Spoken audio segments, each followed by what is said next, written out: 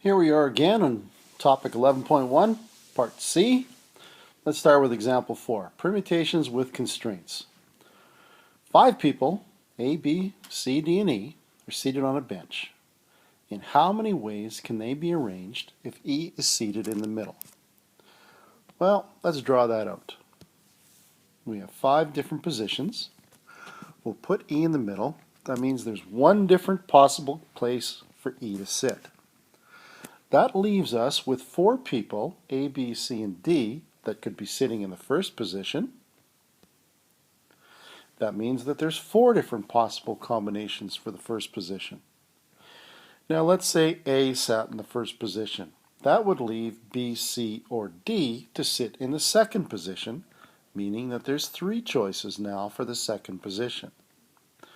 A for the first, B for the second, E for the third. That leaves C or D to sit in the fourth position. That's 2 choices. And let's say C sat there. That would leave just D to sit in the last position, which would be 1. One different choice to sit there. So, of all the different permutations, we now have 4 times 3 times 1 times 2 times 1, or 24 different possible combinations of people to sit on the bench with E in the middle. Let's look at B. A and B must sit together. Well, let's look at A and B and how they can sit together first of all. That would be 2 factorial, because it could be A or B, or B or A. Think of AB as one object now. So now we have 4 objects instead of 5. We'll say this is going to be AB, and then C, D, and E. So that would be 4 factorial, which is 24. So we have now 2 factorial, which is 2. A and B can sit in either combination. So therefore, 4 factorial times 2 factorial would give us 48 different possible ways of these 5 people to sit on the benches if A and B had to sit together. C. What if A and B cannot sit together? Well, there's 5 positions on the bench. The only ones that are going to work not together would be positions 1 and 3, 1 and 4, 1 and 5, 2 and 4, 2 and 5, and then position 3 and 5. So altogether that's 1, 2, 3, 4, 5, 6 different ways for them to not sit together.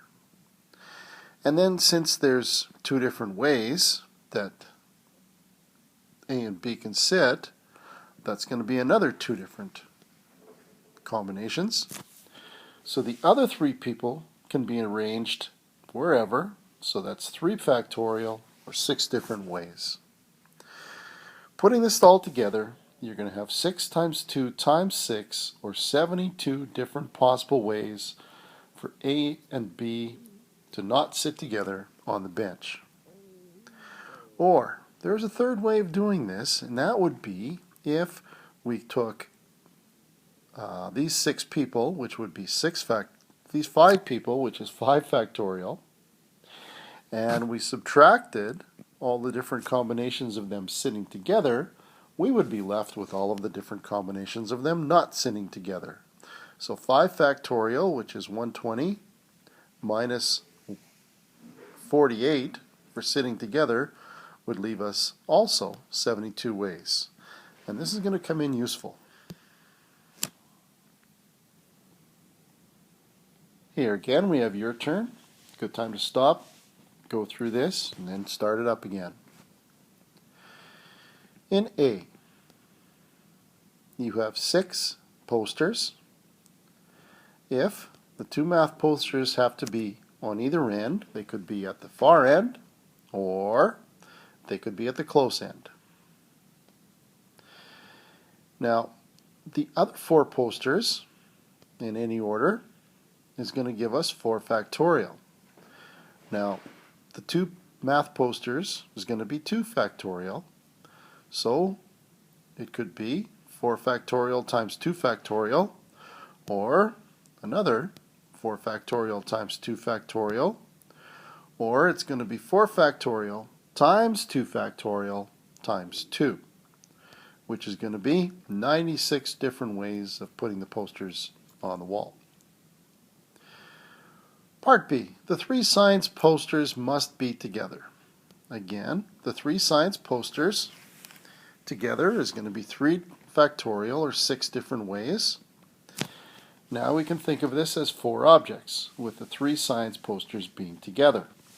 So we got the science posters, the math, and the French. This will be 4 factorial, or 24 different ways. Combining those two now, we have 6 factorial, we have 6 times 24, or 144 different ways.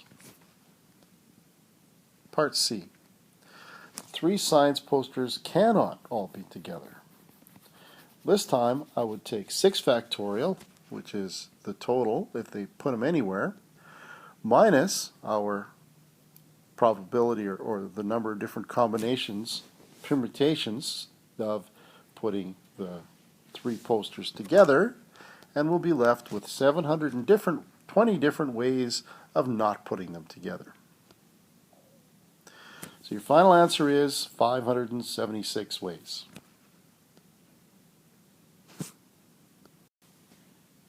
Now let's look at arrangements requiring cases.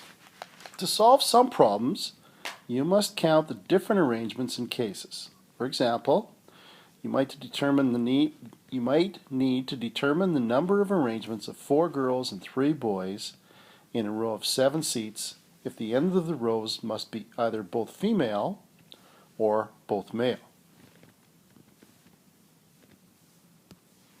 Let's look at case 1. Here we have girls on the ends of each row. If I put a girl first and a girl last, I have 4 different choices for girls, so that would be 4 choices for the first spot, and that would be 3 choices for the last spot. Now in the middle, you can sit in any order, so those 5 people would be considered 5 factorial. So my answer for case 1, a girl at the end of each row, would be 4 times 5 factorial times 3, which is 1,440 different possible combinations. Now that was girls at each row. Case 2 is going to be boys at each row. This time though, I've only got 3 boys. So I can have a boy on each at the end, 3 for the first one, 2 for the last one, and again in the middle is going to be any of the 1 more boy along with the 4 girls, so that's going to be 5 factorial. So our answer this time is going to be 3 times 5 factorial times 2, or 720. So to figure out how many different possible arrangements, I'd have to add those 2 together, and the total arrangements are going to be 2,160. In example 5, we're going to use cases to determine permutations. How many different 3-digit even numbers greater than 300 can you make using the digits 1, 2, 3, 4, 5, or 6? No digits can be repeated. Well, if we start out, I don't know how many cases I've got, so I'm just going to start out and start discovering. I'm going to say 3 different numbers. I know it has to be even, so that means that my last digit has to be a 2, a 4, or a 6. Right away it tells me, well, case 1 is going to be, if I used a 6 or a 4 in the last spot, I don't have a 6 or a 4 for the first spot. So that tells me that I'm going to start out with 3 or a 5 in the first spot. That'll be one case. Case 2 is where I'm going to have a 4 or a 6 in the first spot, because that's going to affect how many I can put in the what digits I can put in the last spot. So in the first one, if I had a 3 or a 5 in the first, I have 2 different choices. That will leave me with a 6, a 4, or a 2 in the last spot, so that means I have 3 different choices for my last spot. Now I have 4 numbers left. Any of those 4 numbers can go in the middle, so that means it's going to be 4 there.